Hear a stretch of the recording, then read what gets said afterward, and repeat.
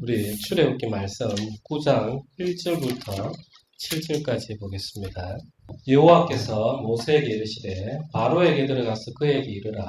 히브리 사람의 하나님 여호와께서 말씀하시기를 내 백성을 보내라. 그들이 나를 섬길 것이니라.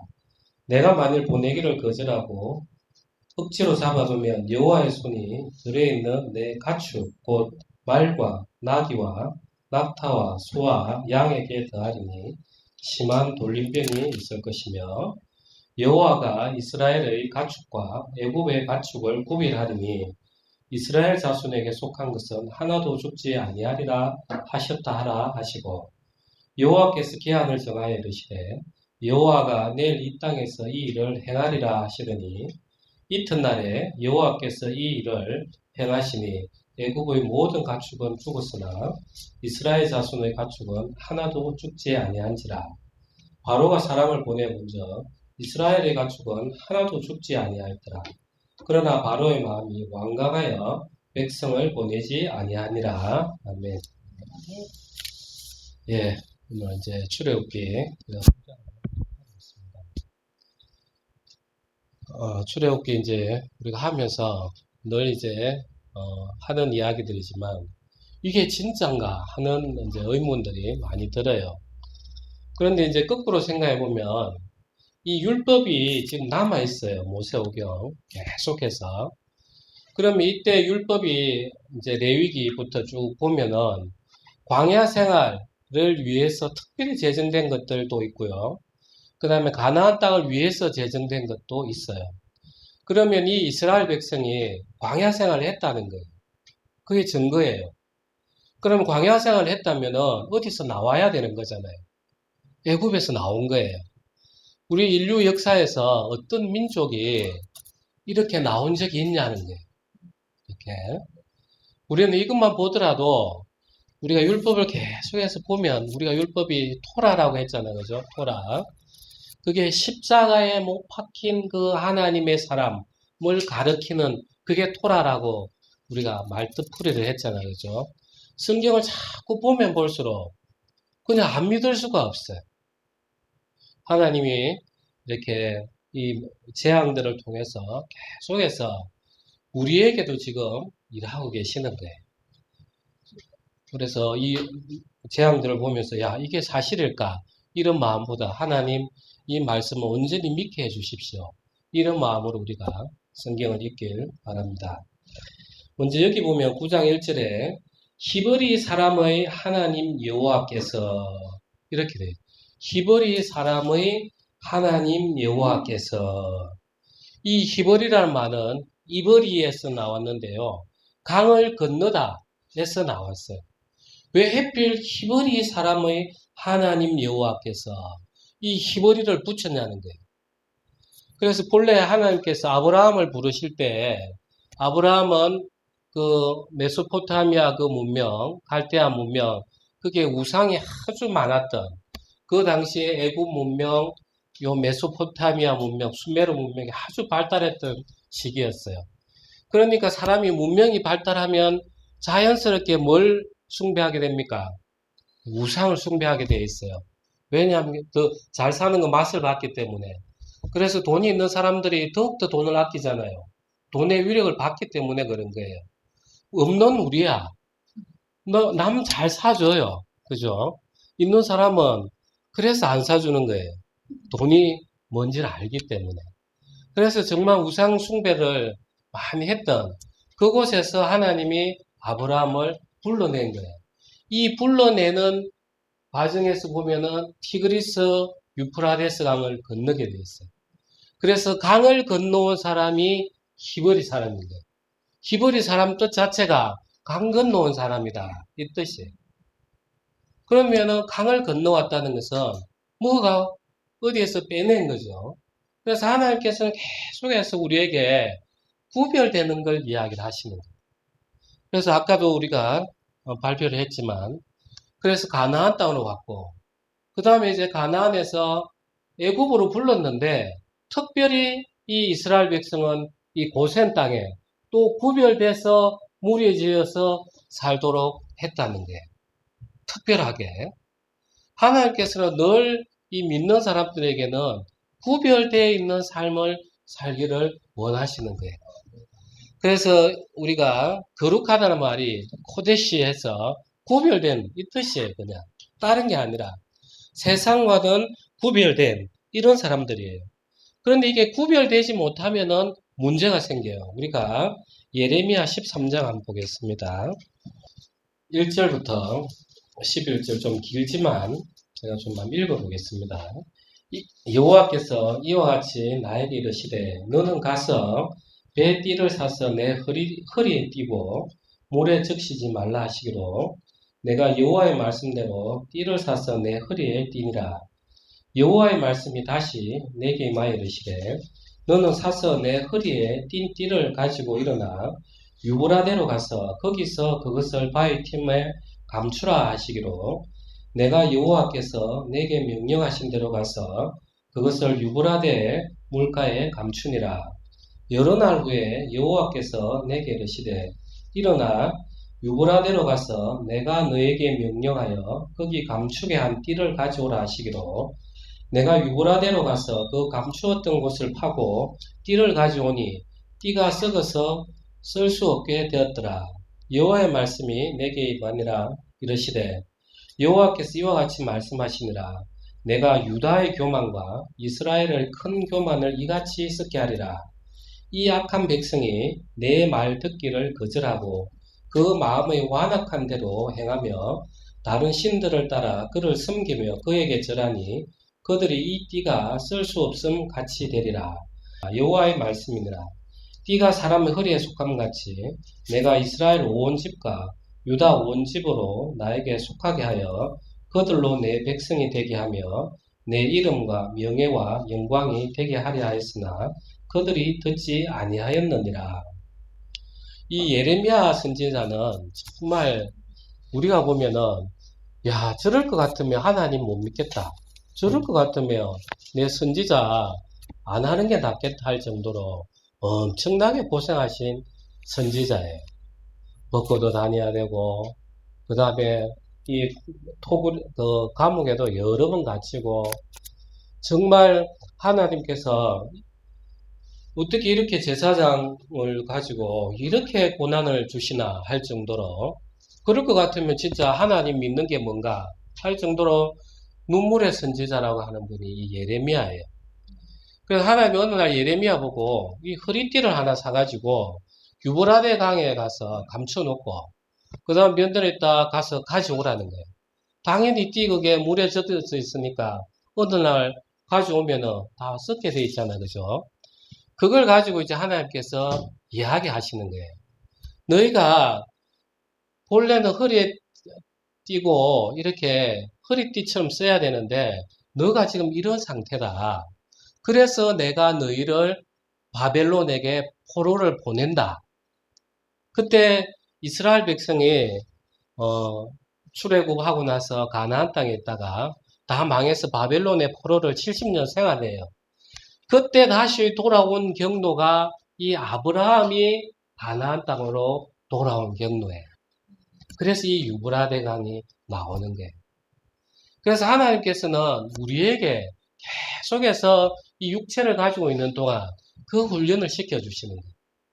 내가 육체가 좀 살아나면 내가 교만한 거예요.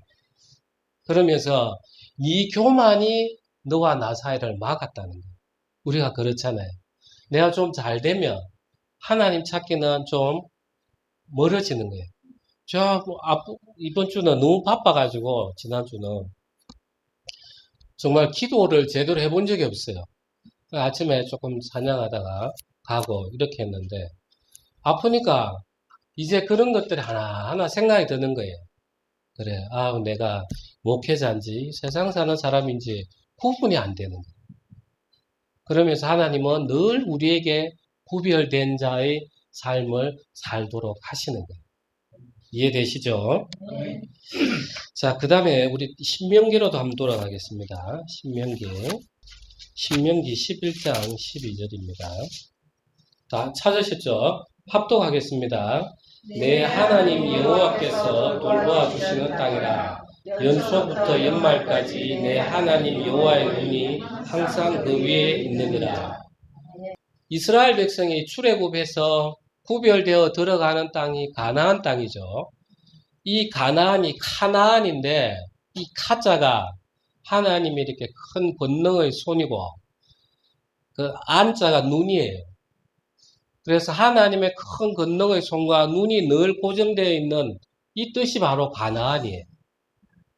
이 가나안 뜻을 풀이해 놓은 게 바로 이 구절인 거예요. 그래서 이 가나안 땅이라는 것은 다른 게 아니에요. 늘 하나님이 나를 지켜봐 주시고 하나님이 큰 권능의 손으로 우리를 이끌어 주시는 이 땅이 바로 가나안 땅인 거예요. 이해되시죠? 그 신기하잖아, 그죠? 그래서 그 글자를 틈틈이 보시라는 거예요. 보다 보면은 아이고 이게 이 말이구나 하면서 하나하나 더 깊이 있게 알아서요. 그래서 하나님께서는 이 가나안 땅을 통해서 이 지상에서 천국의 모형을 일단 보여주려고 우선에 이스라엘 백성을 거기에 넣어두시는 거예요. 우리는 죽으면 이제 어디로 가는 거예요? 우리 영혼은 어떻게 됩니까? 죽으면 어떻게 돼요? 죽어봐야 알죠, 그죠? 죽으면 내 영혼은 낙원에 가는 거예요, 일단. 낙원에. 그래서 예수님께서 다시 오실 때 우리의 육체가 예수님이 부활하신 그런 형태의 육체로 우리가 다시 부활을 해서 우리는 인간으로 사는 거예요. 영으로 사는 게 아니고, 천사로 사는 게 아니고, 인간으로 사는 거예요. 계속해서. 그래서 우리는 천사하고 이제 구별되는 거예요. 이제 신천지들은 어떻게 이야기하냐면 예수 그리스도가 영으로 계신다는 거예요. 영으로 계신다는 거예요. 그러면 우리의 소망은 우리가 부활해도 영이구나. 그래서 영으로 계시기 때문에 오셔가지고 이만희에게 들어갔기 때문에 보혜사라는 거예요. 여러분 참 이게 웃기죠? 그런데도 그걸 믿는단 말이에요. 우리가 잘 모르니까 그걸 믿는 거예요. 예수님께서는 분명히 부활을 어떻게 하셨냐면 이렇게 헝겊이 이렇게 똘똘똘똘 이렇게 예수님이 부활했던 장소에 들어가 보면 붕대가 그대로 있었어요. 내가 육체로 부활했으면 이렇게 풀어야 되잖아요. 그런데 뭉쳤던 그대로 있었단 말이에요. 하여튼 지금 육체하고는 달라. 그냥 이렇게 공간으로 이렇게 뜨는 거죠. 그렇다고 그러면은 우리가 먹는 걸 못 먹냐? 아니에요. 예수님은 제자들하고 생선하고 또 떡을 드셨어요. 아주 신비한 몸이긴 해요. 예, 또 그래서 그 새하늘 새 땅에서는 우리가 그런 몸으로 사는 거예요. 그래서 거기에는 오직 하나님이 계시고 하나님의 백성이 되는 우리가 있고 그 땅이 있는 거죠. 그래서 이 가나안 땅이 바로 그 모양인 거예요. 하나님이 다스리시면서 하나님의 권능의 손으로 늘 지켜봐 주시고 그래서 제사장 나라로 살아갈 수 있게 하나님이 여기로 이제 부르신 거죠. 우리가 살아가는 목적이 이제 그건 거예요. 그래서 이 땅에서 우리가 중요한 거예요. 이 땅에서 살아가는 삶이. 왜 중요하냐면, 저는 이제 이런 마음이 있습니다. 우리가 부활을 하면 어떻게 할까? 어떻게 될까? 이는 제 개인적인 생각입니다. 우리가 믿음의 분량대로 분명히 하나님께서 상급을 주시는데, 그거는 우리가 육체를 벗고 우리가 키를 재보듯이 그냥 드러날 것 같은 거예요. 믿음의 분량이라는 게. 그래서 하나님께서는 또 다 일률적으로 만드시지 않잖아요. 다양한 가운데 조화를 주시거든요. 그래서 우리가 이 세상에서 내가 하나님하고 계속해서 동행을 하다 보면 내 안에 예수 그리스도가 엄청 커지잖아요. 성령이. 그러면 믿음의 분량이 키가 이 정도게 되겠구나. 그런데 어떤 분들은 연약해서 계속 육체에 매여서 살단 말이죠. 그러면 그런 분들은 하나님께서 믿음의 분량을 여기까지 주셨구나. 그런 모양인 거죠. 그래서 우리가 이 세상 살아갈 때도 참 중요한 거예요. 하나님께서 나를 믿음의 분량을 더 주시려고 하면은 내가 더욱더 섬겨내려고 하면은 내가 부인이 되지고, 기도하면서. 그렇게 되면은, 제가 이제 어제 몸이 되게 안 좋을 때 이제 그 생각이 드는 거예요. 그래도 집에 제가 편안하게 누워서 이불 덮고 있는데, 예수님께서는 어디에 계셨는가 생각해 보니까, 그것도 참 제가 송구한 거예요. 예수님은 제자들이 따르려고 하니까 참 여우도 굴이 있고 새도 보금자리가 있는데 인자는 머리 둘 곳이 없다. 진짜 예수님 우리 안에 함께 하고 싶은데 정말 우리는 어떤 마음이냐면 내 세상 일에 너무 바쁜 거예요. 정말 예수님 지금 저와 함께 계십니까? 이 말 한마디 하기에도 우리는 너무 예수님 둘 곳이 없더라는 거예요. 우리는 정말 가나안 땅에 살고 히브리 백성처럼 죽음의 강을 건너온 나를 육체를 부인해서 건너왔던 사람들인데 정말 예수님께서는 오늘도 우리에게 내 머리 둘 곳이 없구나 하시는 거 아닌가 하는 마음이 있는 거예요. 우리가 너무 세상살이에 바빠가지고 하루에 주님 어떻게 이 세상을 아름답게 만드셨습니까? 이 너무나 광활한 우주에 어떻게 이 조그마한 지구에 여기에 이렇게 관심을 두십니까? 그런 거 한 번씩 우리가 생각해 보느냐는 거예요. 그런 걸 생각할 때마다 마음에서 막 힘이 나면서 그래 하나님 살아계시지. 그리고 그 하나님 지금 나와 함께 계시지. 그럼 나에게 지금 이게 문제가 뭐가 되나? 또 힘이 나는 거예요. 그래서 교회를 에클레시아, 에크 붙어요. 뭐로 붙어? 클라우. 세상으로부터 너희를 불러냈다. 세상으로부터 너희를 불러냈다. 구약에서는 하나님께서 이스라엘 백성을 애굽에서 불러내서 가나안 땅에 넣듯이 이제는 이 신약 시대에는 이 세상에서 불러내서 임시로 이 교회에 모아뒀다가 예수님 모실 때 우리가 부활하는 그런 형태로 우리가 있는 거죠. 그래서 우리 그리스도인들은 늘 구별되는 삶을 우리가 살아야 된다 하는 거예요. 이해되시죠? 우리가 잠언 29장 한번 볼까요? 29장 21절입니다. 21절 뭐라고 되어 있습니까? 합독할까요? 종을 어렸을 때부터 곱게 양육하면 그가 나중에는 자식인 채 하리라. 참 희한한 말씀이죠. 제가 왜 이 말씀을 이렇게 폈냐면 본래 이 가나안이라는 이름은 어디서 나왔냐면 어디 이름부터 나오냐면 노아의 세 아들이 누굽니까? 셈, 함, 야벳이죠. 그런데 이제 함이 저주를 받아서 가나안하고 그래서 가나안은 뭐라고 했냐면 셈을 섬기리라. 셈의 종의 종이 되리라. 셈을 섬기도록. 이 가나안은 셈을 섬기도록 되어 있어요. 무조건. 이 셈족이 누구냐면 여기서부터 이 유대인들이 연결이 되죠. 자, 한번 잘 생각해 보십시오. 이스라엘 백성이 지금 어디에 있었어요? 지금 어디에 있습니까? 애굽에 있죠. 그러면 그때 지금 가나안 땅은 문명이 엄청 발달이 해요. 그래서 철병거도 있고 이래요. 그런데 나중에 다 점거되면은 그게 다 누구 거예요? 누구 게 됩니까? 예, 이스라엘 게 되는 거예요. 참 하나님은 역사를 이렇게 이루어 가시는 거예요. 하나님은 우리가 그 가나안들을 정복을 해서 그걸 우리 걸 만들기 원하시는 거예요. 그런데 우리는 이 육체에 계속 종로로 가다 보니까 이 육체가 그냥 내 주인인 것처럼 이렇게 우리는 살아간단 말이에요.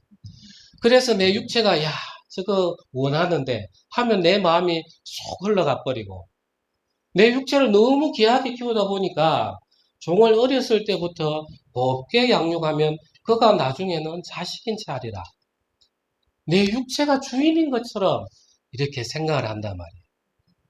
그래서 우리는 구별된 삶을 딱 살면서 어떻게 살아야 되냐면 이 육체를 내가 다스리게 하나님이 살아가게끔 돼 있었어요. 그게 아담에게 준 왕 같은 자리요, 제사장 같은 자리였어요. 그런데 이게 거꾸로 되면서 육체가 나를 지배하게 된 거죠. 그래서 우리는 이 내 육체라는 게 사실상 나를 섬겨내도록 돼 있었어요. 이게 종이었어요. 이 가나안이 셈, 그 이스라엘 백성을 섬기도록 되어 있듯이 본래 그렇게 만들어져 있어요. 그래서 우리는 이 육체를 이기는 방법이 뭐냐? 그게 정말 중요한 거죠. 어제 그래, 제가 그 기도를 하면서 하나님, 저 몸이 이렇게 안 좋은데 제가 참 주님 앞에 할 말이 없습니다. 제가 지난 일주일, 이주일 일에 너무 매여가지고 정말 주님 앞에 기도도 못하고 그 다음에 또 제가 남을 판단했던 것들이 얼마나 많은지 제가 주님 앞에 참 부끄럽습니다. 하면서 하나님께서 그게 성령이 보혜사가 죄에 대하여 의에 대하여 심판에 대하여 이렇게 보혜사 일깨워 주는 거죠. 그 죄를 하나하나 이제 일깨워 주시는 거예요.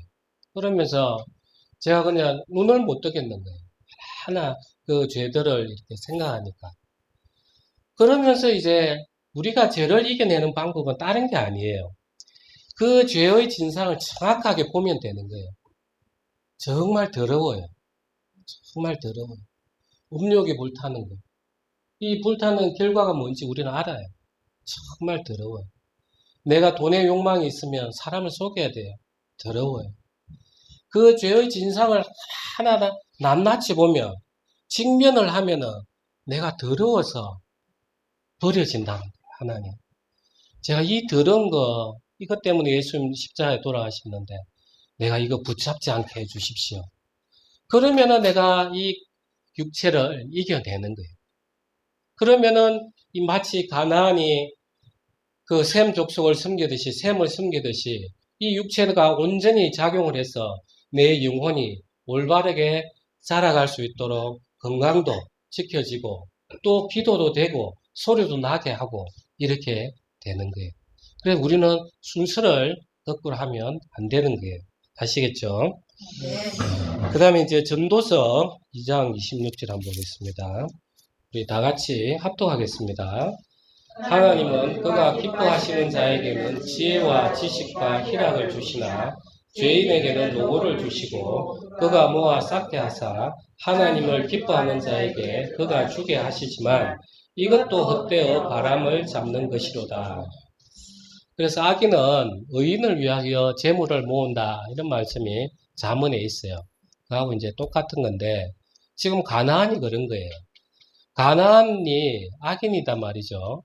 그렇게 열심히 재물을 모으는 게 이스라엘 백성 바치려고 모으고 있는 거예요. 하나님의 관점에서 보면. 우리의 관점에서 보면 이해가 안 되지만. 그래서 하나님께서는 이 의인들에게도 축복을 주시길 원해요. 축복을. 그런데 의인들이라고 해서 축복을 내가 어찌 보면은 순교자들이 축복을 받은 거예요? 안 받은 거예요? 순교자들이. 손양원 목사님 같은 분이 축복을 받은 거예요? 안 받은 거예요? 네. 그렇게 살아라면 살 수 있겠어요? 못 살겠죠. 네.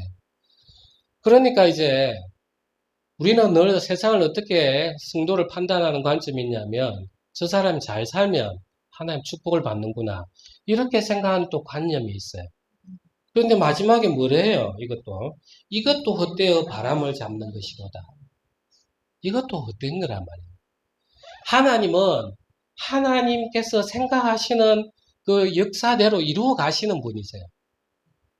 그래서 내가 저 성도를 보니까 야, 저 성도는 정말 믿음도 좋고 재물도 많고 참 하나님 축복 주시네. 저 성도는 그렇게 교회를 섬기는데 왜 저렇게 어렵지? 이것도 필요 없다는 거예요. 이 세상 안에서 비교하는 거는 아무 헛된 거예요. 우리가 오직 취할 분은 누구예요? 예, 하나님 외에는 모든 것이 헛된 거예요.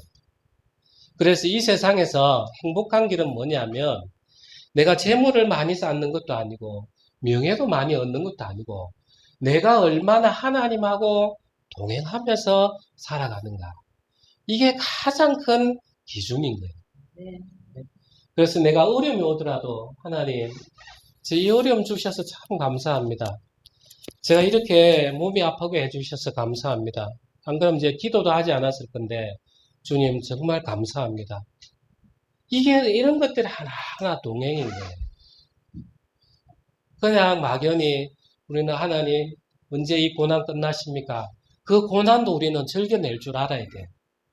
하나님, 이 고난 제가 잘 이겨낼 수 있도록, 그리고 이 고난을 통해서 주님이 주시는 뜻을 제가 일깨울 수 있도록 주님 가르쳐 주십시오. 하면서 또 감사로 받아내고, 그게 동행입니다. 우리가 왜 고통스럽습니까? 감사로 못 받기 때문에 고통스러운 거예요. 사실 우리는 예수님 이 한마디만 들어도 우리는 그냥 감사로 차고 넘쳐야 돼요. 그런데 우리는 세상 보는 눈이 너무 커서 그야말로 나를 부인하는 죽음의 강을 건너오지 않기 때문에 늘 양다리 속에 있다 보니까 세상 빛 하나 보여지니까 원망이 생기는 거예요. 하나님 언제까지입니까? 그럴 필요가 없다는 거예요. 우리가 진정으로 바라는 삶은 이 이스라엘 백성들은 정말 죽음을 각오하고 홍해를 건너고 광야 생활을 걷는 이유는 뭡니까? 그 하나님이 주시고자 했던 가나안 땅, 젖과 꿀이 흐르는 그 가나안 땅, 그 하나만 두고 있는 거예요. 우리도 마찬가지. 우리가 삶에 얼마나 더 살겠습니까? 하나님, 정말 그 낙원이 얼마나 아름답겠습니까? 그날에는 애곡도 없고 고통함도 없고 정말 질병도 없는데, 그리고 사시사철 그 생명나무 열매가 열리고 하나님하고 그때는 빛이 이제 등잔대가 필요 없잖아요. 그때는. 그래서 성막에는 등잔대 모양이 있지만 나중에 에스겔 성전에는 등잔대도 없어요. 왜냐하면 빛인 하나님이 그냥 계시기 때문에. 그게 천국에는 하나님하고 같이 계시기 때문에 우리가 얼마나 행복하겠어요. 그래서 이 인생에 조금 어려움이 있다 하더라도 우리는 늘 그걸 바라보면서 하나님하고 동행해야만이 이 세상을 이겨나갈 수 있습니다. 이제 재앙에 대해서 다시 돌아가겠습니다. 출애굽기 9장 3절입니다. 여호와의 손이 들에 있는 내 가축 곧 말과 나귀와 낙타와 소와 양에 대해 더하리니 심한 돌림병이 있을 것이며 여호와가 이스라엘의 가축과 애굽의 가축을 구별하리니 이스라엘 자손에게 속한 것은 하나도 죽지 아니하리라 하셨다 하라 하시고 여호와께서 기한을 정하여 이르시되 여호와가 내일 이 땅에서 이 일을 행하리라 하시더니 이튿날에 여호와께서 이 일을 행하시니 애굽의 모든 가축은 죽었으나 이스라엘 자손의 가축은 하나도 죽지 아니한지라.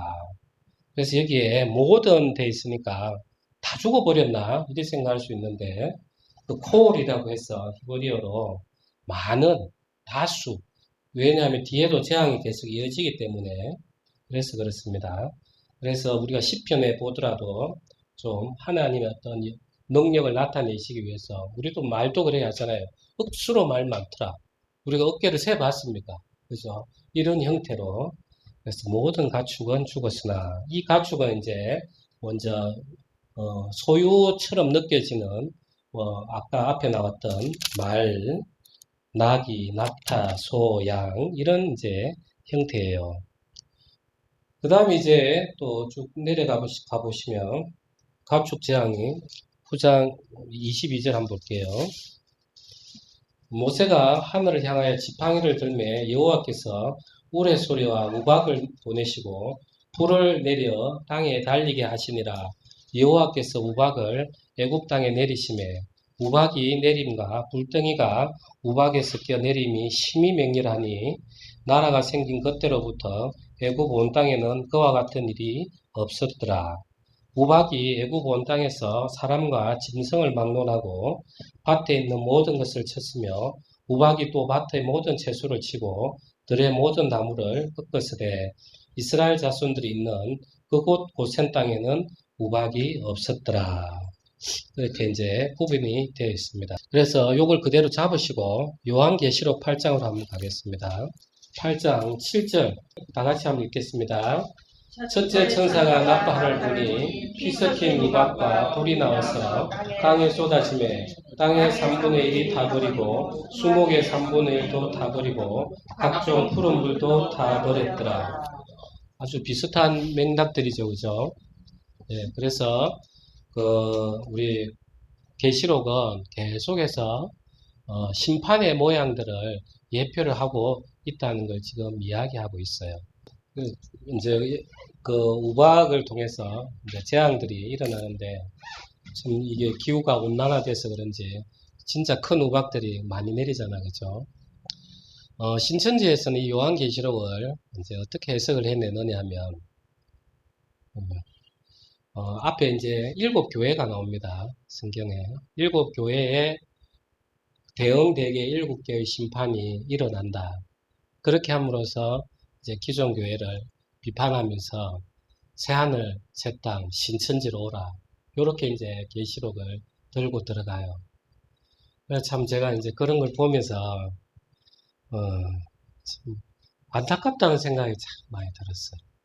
왜냐하면 우리 한국에 있는 이단들이 왜 이단들이 이렇게 많이 있냐면 사실 이제 물론 우리가 꼭 배워야 성경을 가르친다 그러진 않아요. 왜냐하면 하나님께서 강권적으로 능력을 임하게 해주실 수 있지만 그래도 하나님은 인간에게 이성을 주셔가지고 다르잖아요, 그죠? 짐승들하고 이 이성을 통해서 인간이 인간에게 어찌 보면 미련한 거죠. 미련한 전도 방법을 통해서 설명을 하길 원하신단 말이에요. 근데 신학을 조금 체계적으로 보면은 그냥 보여지는데 그걸 배워본 적이 없는 거예요. 이렇게 여러분들이 보시면 계시록에 보면은 계속 재앙들이 나오잖아, 그죠? 그러면은 이게 결국은 이스라엘 백성이 출애굽해 나올 때 이 재앙을 통해서 하나님이 이렇게 심판하시는구나 하는 걸 우리가 알잖아요. 그럼 요한계시록을 보면은 앞으로 일어날 일들은 이러한 일들이구나. 어떠한 형태인지는 잘 모르겠지만 그러면서 이거 그러면 우리가 어떻게 살아야 돼? 이런 생각도 쉬워요. 그래서 전쟁만 하면 유튜브에 보면 때가 가까웠다 하는 설교들이 많이 나와요. 옛날에 부시 대통령이 이라크 전쟁할 때도 그런 설교가 한참 나오고 그 다음에 또 어디입니까? 또 이란입니까? 또 전쟁하니까 이사야하고 에스겔서 가지고 또 이제 때가 다 됐다. 이번에 러시아하고 그 다음에 우크라이나에 전쟁하니까 그 러시아라는 부분이 성경에 뭐가 있어요. 그걸 가지고 또 때가 다 됐다. 이렇게 이야기를 하는 거예요. 그럼 예수님은 그 믿지 마라 하죠. 그죠? 중요한 것은 뭐냐 하면 이 고센 땅이 구별되듯이 하나님은 믿는 사람들에 대해서 특별한 보호 조치가 있어요. 어떤 조치냐면 그때까지 살아있는 사람들에 대해서는 나중에 이 심판을 받지 않도록 하나님이 미리 들림을 받도록 해요. 그리고 중요한 거는 지금 우리는 그 날이 언제인지 몰라요. 중요한 거는 나의 주관적인 마지막 날, 이게 내가 중요한 거예요. 내가 죽는 날, 그죠? 내 마지막 이 죽음의 순간에서 내가 하나님 안에 있는가 없는가, 이 확인이 더 중요한 거예요. 정말 내가 하나님을 평생을 믿고 섬기고 했었는데 죽음의 순간 앞에서 내가 천국 갈 수 있을까? 이 죄를 내가 아직 해결하지 못한 게 있을까? 저는 그것도 이해가 잘 안 됐어요. 어떤 목사님께서 그 죽음에 임하시기 전에 그렇게 불안해 하시더래. 그래가지고 가서 상담을 하니까 목사님, 제가 아직도 회개하지 못한 게 너무 많은 것 같아요. 제가 이래서 천국 갈 수 있겠습니까? 그래서 이제 그 목사님이 상담을 하셨던 분인데, 그러면 회개한 걸 적어보시라고. 그래가지고 적고 지우고 하니까 이제 마음이 놓여진다고. 여러분, 이 이야기 들으니까 어때요? 옳은 것 같아요? 그것도 이해가 안 되는 거예요. 정말 맹인이 맹인을 인도하는 거 아닌가? 내가 회개한다고 해서 구원을 받고 회개 안 한다고 해서 못 받고 그거예요. 관계가 회복이 됐느냐 안 됐느냐 이거잖아, 그죠? 내가 진짜 예수님 피로 말미암아서 접붙임을 됐으면 끝이에요. 그냥 자녀로서. 그런데 거기에서 죽음에 임해서 혹시나 내 죄가 남아있어가지고 그럼 치매 걸리신 분들은 평생에 회개도 못하고 지옥 가게. 우리가 잘못 믿으면 그런 형태가 되는 거예요. 그래서 우리는 출애굽하고 이렇게 요한계시록 할 때 정말 중요한 것은 내가 하나님 앞에 설 때, 이 주관적으로 나의 마지막 날이 올 때 정말 마음 편안하게 하나님 내 영혼을 기뻐 받으소서 하면서 내가 편안하게 눈을 감을 수 있는가? 이게 우리는 제일 중요한 거예요. 그래서 기독교는 죽는 연습을 하는 종교라 하는 거예요. 여러분, 이걸 믿는 거예요.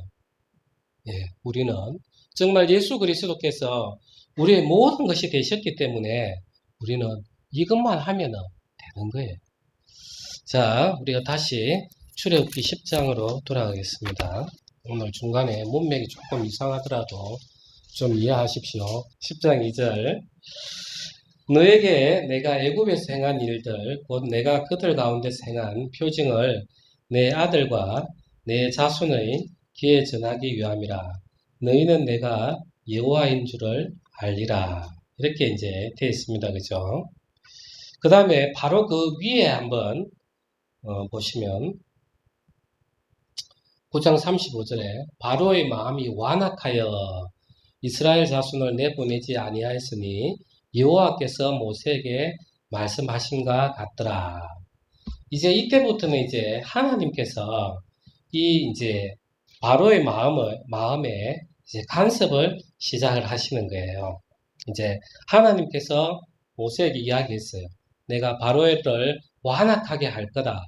완악하게. 그러면 이제 생각하는 게 아니 하나님 그러면은 악을 행하시나? 그러면 바로는 뭔 잘못이야? 하나님이 악하게 해놓고 또 심판을 해? 불의하신 분 아니야? 이렇게 생각할 수 있잖아, 그죠? 자, 이 답은 어디에 있냐면 로마서 1장입니다. 로마서 1장 24절. 자, 24절 합독하겠습니다. 그러므로 하나님께서 그들을 마음의 정욕대로 더러움에 내버려 두사 그들의 몸을 서로 욕되게 하게 하셨으니 예, 이게 중요해요. 본래 우리는 어때요? 이미 죄 아래에 있잖아, 그죠? 이 죄 아래에 있기 때문에 본래는 우리는 나의 죄의 정욕들이 계속 나와야 돼요. 그런데 하나님께서 양심이라는 걸 통해서 일반 은혜를 딱 이렇게 두고 이걸 그대로 자제하게 해놨어요. 이게 일반 은혜예요. 그런데 하나님께서 이 바로의 마음을 일반 은혜를 살짝 걷은 거예요. 내버려 둔 거예요. 그러니까 본래 그 마음이 누구 거였어요? 바로 거예요. 그게 완악하게 하였으니 이렇게 되는 거예요. 하나님은 악을 행하시는 분이 아니잖아요. 그래서 우리는 하나님께서 우리에게 어려움을 통해서 회개할 기회를 줄 때 그때 회개하지 않으면 하나님이 이 일반 은혜를 살짝 걷어버리면 나에게 모든 죄의 욕망들이 다 튀어나옵니다. 그래서 우리가 상상 속에 얼마나 많은 죄를 저질러요. 우리가 억울하면 그 사람을 얼마나 많이 죽여요. 그죠? 그게 내 안에 그대로 있는 거예요. 그래서 하나님께서 회개할 기회를 주실 때, 아, 내가 정말 이렇게 악했나? 하면서 더러워서 무서워서도 내가 버려야 돼요. 그러지 않으면 하나님께서 이걸 살짝 걷어가 버리면 이게 튀어나옵니다. 우리가 사람들이 죄를 짓고 살인을 하고 칼로 찌를 때 뭐에 씌었다고 늘 이야기를 하는 사람들이 있어요. 저도 그런 분들하고도 많이 이야기를 해보고요. 그 순간인 거예요. 하나님이 그 사람의 정욕대어로 내버려 둔 거예요.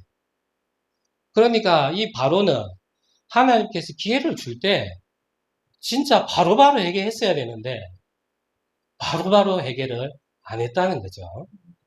그런데 이제 또 한번 요 부분 다 우리가 한번 생각을 해야 될 부분이 있어요. 아니 죄는 인간이 지었는데 왜 애굽의 짐승들이 이렇게 고통을 받아? 그죠? 이 부분도 남아 있잖아요. 그래서 이제 지난주에도 이런 이야기가 잠시 나왔어요. 본래 이제 하나님께서 인간을 통해서 천지 만물을, 피조물을 다스리게 하기 위해서 그걸 목표로 두셨어요. 그런데 인간이 죄로 말미암아 오염됨으로써 땅이 엉겅퀴를 내고 가시를 내면서 저주를 받게 된 거예요. 그래서 모든 짐승들도 인간 때문에 저주를 받고 있는 거예요. 사실은 자기들이 왜 내 죄 때문에 저가 죽어야 돼요. 그죠? 이해가 안 되잖아요.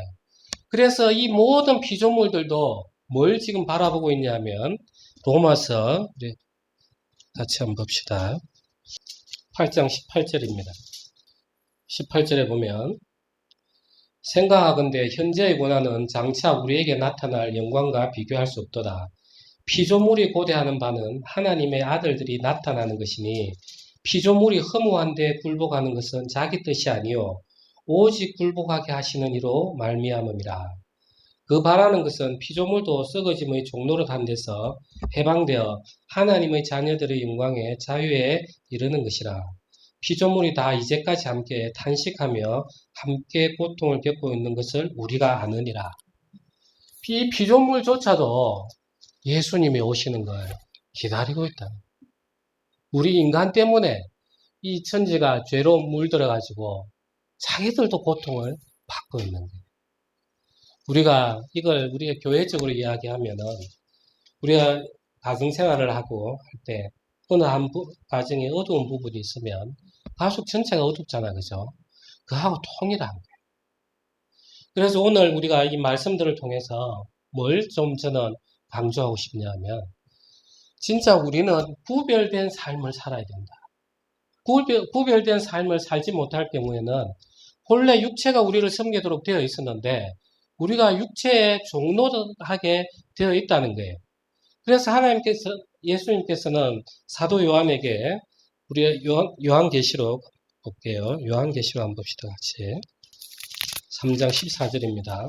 라오디게아 교회의 사자에게 편지하라. 아멘이시여 충성되고 참된 증인이시여 하나님의 창조의 근본이시니가 이르시되 내가 내 행위를 아노니 내가 차지도 아니하고 뜨겁지도 아니하도다. 내가 차든지 뜨겁든지 하기를 원하노라. 내가 이것이 미지근하여 뜨겁지도 아니하고 차지도 아니하니 내 입에서 너를 토하여 버리리라. 내가 말하기를 나는 부자라. 부요하여 부족한 것이 없다 하나 내 공고한 것과 가련한 것과 가난한 것과 눈먼 것과 벌거벗은 것을 알지 못하는도다. 내가 너를 권하노니 내게서 불로 연단한 금을 사서 부요하게 하고 흰옷을 사서 입어 벌거벗은 수치를 보이지 않게 하고 안약을 사서 눈에 발라보게 하라. 이 라오디게아 교회에게 예수님이 책망을 하는 부분들이에요. 지금 우리는 이 요한계시록의 시대를 살고 있는 거죠. 그래서 오늘날 우리의 교회의 모습이기도 한데 너무 잘 살면은 내가 교회를 다녀도 하나님을 내가 진짜 믿고 있는지 교회를 안 다녀도 별일 없겠지. 정말 차지도 뜨겁지도 않은 거예요. 그 하나님이 토하여버린다. 토하여버린다. 그래서 아까 오늘 구별된다. 히브리 사람의 여호와 하나님. 그리고 그 가나안 땅. 하나님은 늘 우리에게 구별된 삶을 살길 원하신다. 구별된 삶이 다른 게 아니라는 거예요. 그죠? 정말 내 안에 일어나는 육체의 욕망들을 계속 찾아보면서 이렇게 더러운 거에 내가 종노릇하고 있었구나. 그걸 계속 빛 앞에 갖다 내놓는 거예요. 이렇게 하면 안 되지. 내가 다시는 이러지 않을 거야. 그거는 내 의지고. 하나님, 정말 이렇게 내가 더럽습니다. 내가 정말 이렇게 하나님 믿지 않는 자입니다. 내가 정말 이렇습니다. 하나님, 고쳐주십시오. 예수님 피로 정결하게 해주십시오. 드러내놓는 게 바로 육체를 이겨내는 거예요.